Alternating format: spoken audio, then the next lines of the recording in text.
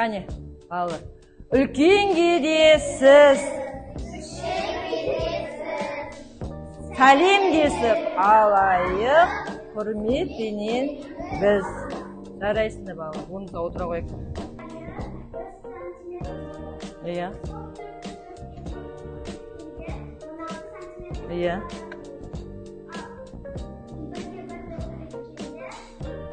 Бір сантиметр квадрат болды. Жарайсыңдар балалар.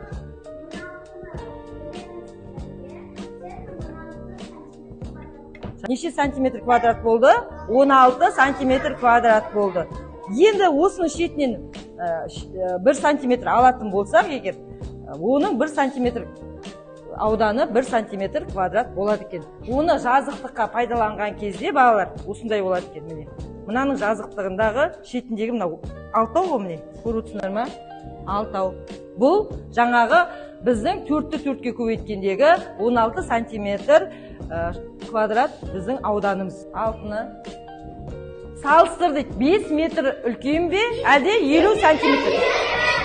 Айқайламаймыз, тек қана қол көтереміз. Айша бейбі. 4. Тыныш сақтаймыз. Сол топ жауап береді бізге. 1 дециметрде неше сантиметр бар? Міне 10 сантиметр бар. 3 дейді. 3. 1 метрде неше дециметр бар? 10. Жерде көрдік бұл. Дүкендерде көреміз де, азық-түлік дүкендерінде, базарларда, сосын тағы. Үйде де көреміз де, себебі үйде мамаларыңыз тәтті тағамдар пісірген кезде біздер естейміз, осы ұнды, секерді осымен өлшейді, майды өлшейді. Содан көріп жүрміз балы. Енді мына таразыны қайдан көріп жүрміз? Үлкен жаңағы ұнмен. Үлкен вермишелдерді жаңағы біздің кеспен нандарымыз бар да, соларды өлшеген кезде тағы қайдан көреміз біз? Асханалардан да көреміз де, оларда тамақты өлшеп не істейді екен балалар? Салады екен. Салмағы 310 грамм. Бұл балалар міне, мына пешенейдің салмағы 317 грамм болып. Бұл 1 килоға жетпейді деген сөз. Егер 1 килограммға жеткен болса пешеней, онда не болады? Бұл одан да көбірек болу керек еді. Ал енді біз ойша есептеп қарайықшы. 1 килограммда неше грамм бар? 1000 грамм бар. Енді 1000 граммнан 317 граммды алып көріңізші. Неше болады екен? 683 килограмм жетпейді екен. Мынау 1 кило болу үшін 683 грамм керек. Дұрыс айтасың бала. Енді келесі. Кел, Айша мен мына өлшете қойын. 2 қыз, 2 бала шығарайын. Өлше ол. Неше ол? Неше грамм бұл? 172 грамм. Балалар, мына шайдың салмағы, өзің айтау. Мына шайдың салмағы грамм. Егер біз 1 килограмм қылу үшін не істейміз? 828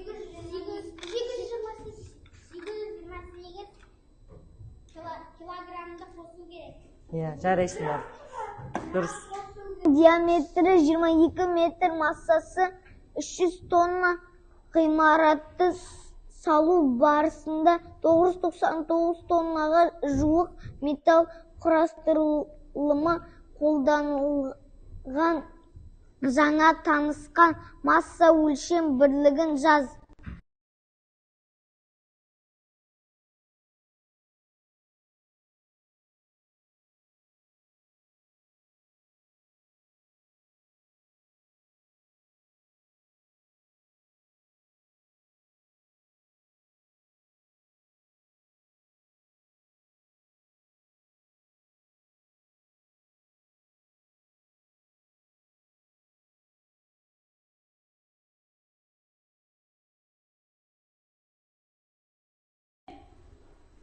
Екі бала шығу керек маған.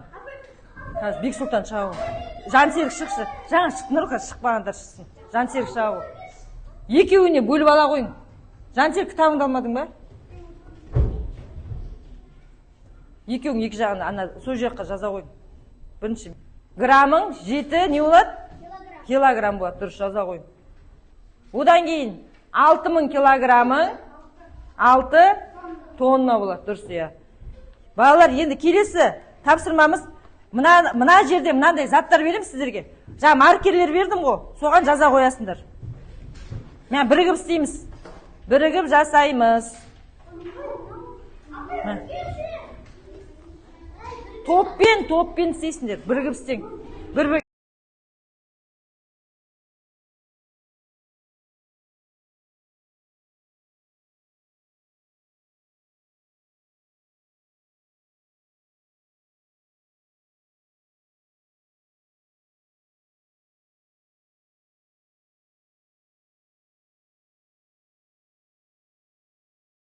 Иә. Иә. Дұрыс па балалар? Иә. Келесі 1 тоннада неше? 1 тоннада 1000 килограмм бар. Иә. 1 центнерде? 1 центнерде 100 килограмм бар. Ал 1 килограммда 1000 грамм бар. Иә. Сіздердікі дұрыс па бәріңіздікі? Айта ғой. Кім сен де айт, былай қарап айтшы міне. Иә, бірге айтамыз, иә. 1 тоннада 10 центнер. Иә. 1 тоннада 1000 килограмм бар. 1 центнерде 100 килограмм бар. Қолың шығар жағы қатаңнан.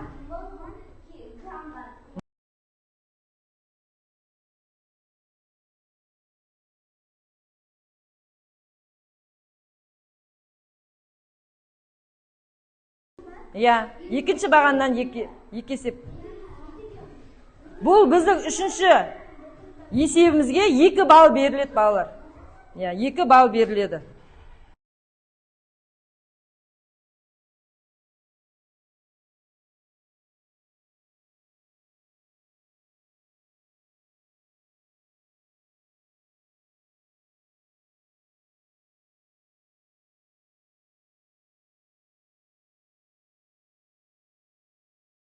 Осы бөлімдерге байланысты тапсырмалар берілген.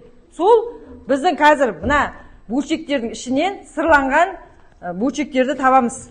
Және оның белгісін анықтаймыз. Соны құрастыруымыз керек өзіміз, иә. Қазір мына топқа беріп.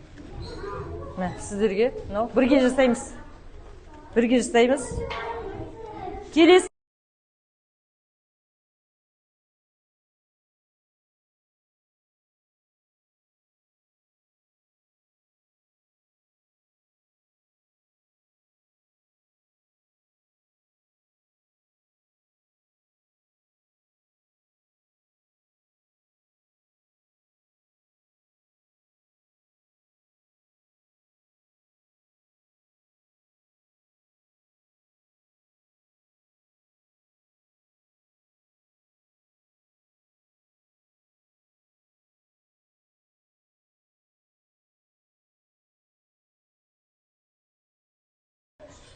Бұл жерде берілген бөлшектерді немесе бұл жерде берілген граммен немесе тоннамен есептеуіміз керек, балалар. Бөлшектерді тоннамен немесе граммен есептеуіміз керек. Ал кәне, кім дайын айта қойсын? Келе ғой. Аялым айта ғой. Айта ғой, айта ғой. Тыңдайды. Иә, айта ғой.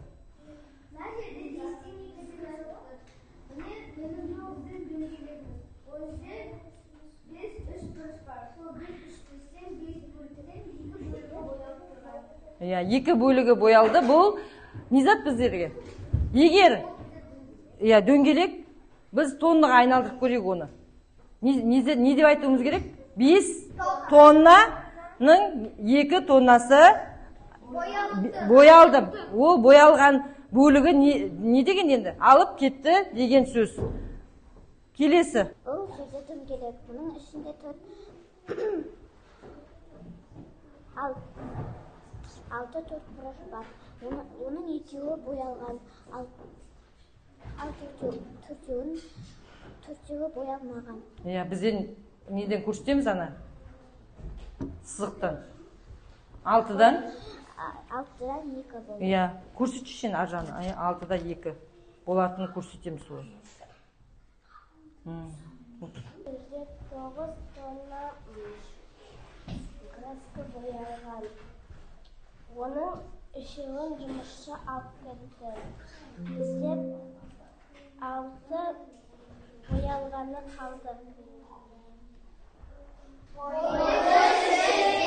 Тығызса.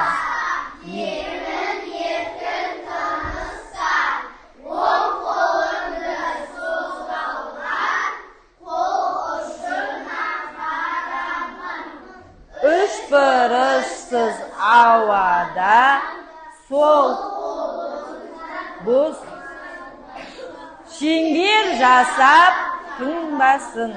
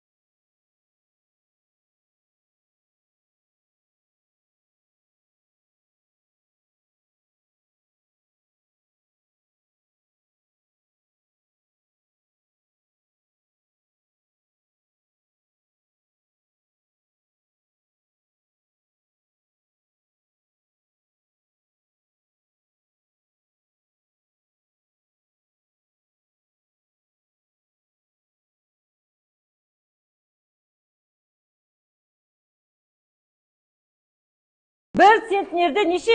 100 мың грамм. Иә, былай арта көрсетіп айт. Иә. Бір центнерде 100 мың грамм. Келесі. 1 килограммда 1 килограммда 10 тонна дейді. Дұрыс па? жоқ. Қателесіп кеткенсіз онда. 100 килограмда. Иә, Айша айта ғой. 1 тоннада 1000 килограмм. Иә, бар отыра қойың балалар. 1 килограммда жаңағы біз тоннаға айналдыра алмай жатырық, иә.